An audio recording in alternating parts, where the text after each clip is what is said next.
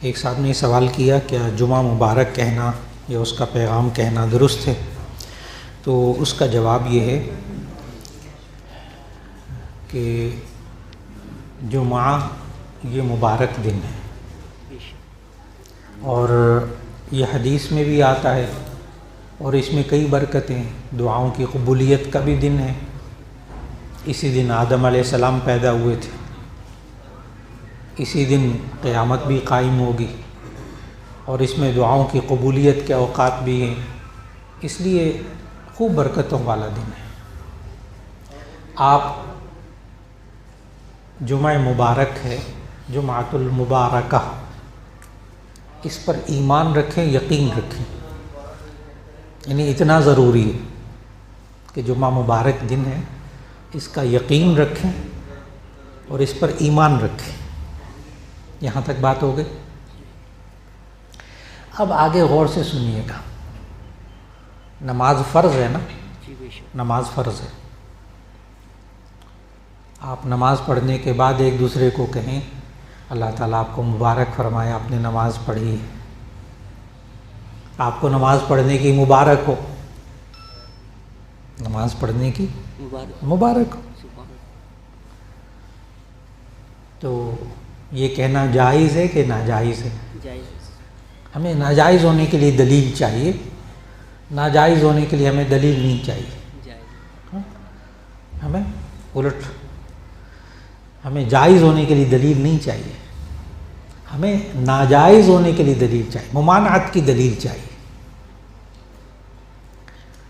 تو مجھے بتائیے کہ اگر ہم نماز کی ایک دوسرے کو مبارکباد دیں تو یہ جائز ہے کہ ناجائز ہے؟ جائز ہے۔ اچھا، کسی کا ولیمہ ہو جائے تو آپ مبارکباد دیتے ہیں، بہت بہت مبارک ہو جی آپ کی شادی ہو گئی، شادی کی مبارکباد دیتے ہیں، یہ جائز ہے کہ ناجائز ہے؟ تو اگر جمعہ مبارک دن ہے، اس کی آپ دوسرے کو مبارکباد دے دیں تو یہ جائز ہے کہ ناجائز ہے؟ جائز ہے۔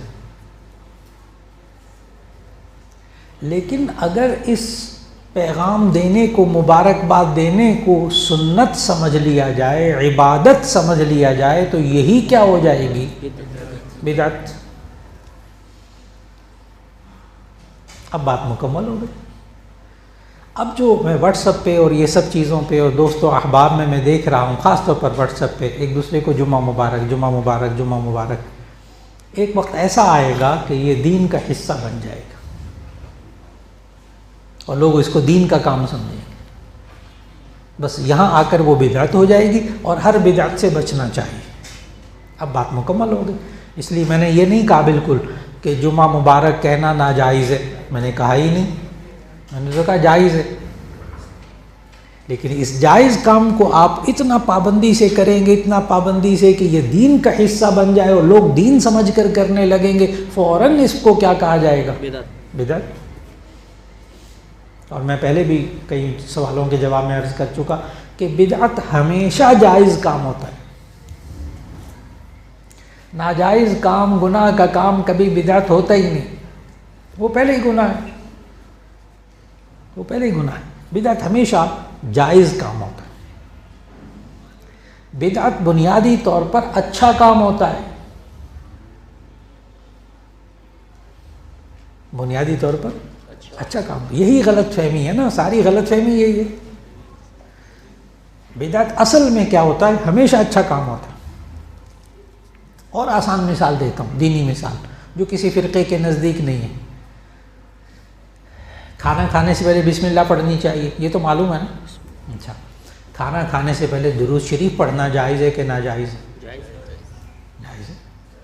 آپ کھانا کھانے سے پہلے درود شریف پڑھا کریں، اپنے بچوں کو بھی کہہ دیں۔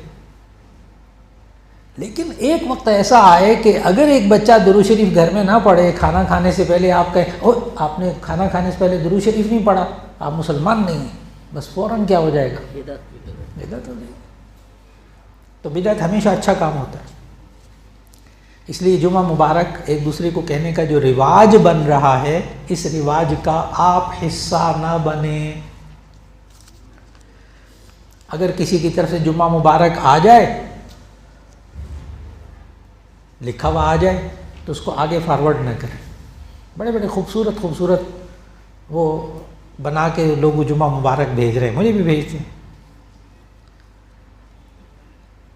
اس کے جواب میں آسان سی بات کہ اس جمعہ مبارک کہنے کو سنت عمل نہ سمجھیے. بس یہ بھی نہ کہے بدعت ہے، ابھی بدعت کہنے کی ضرورت نہیں، اس کو سنت نہ سمجھیں، یہ کوئی دینی کام نہیں ہے.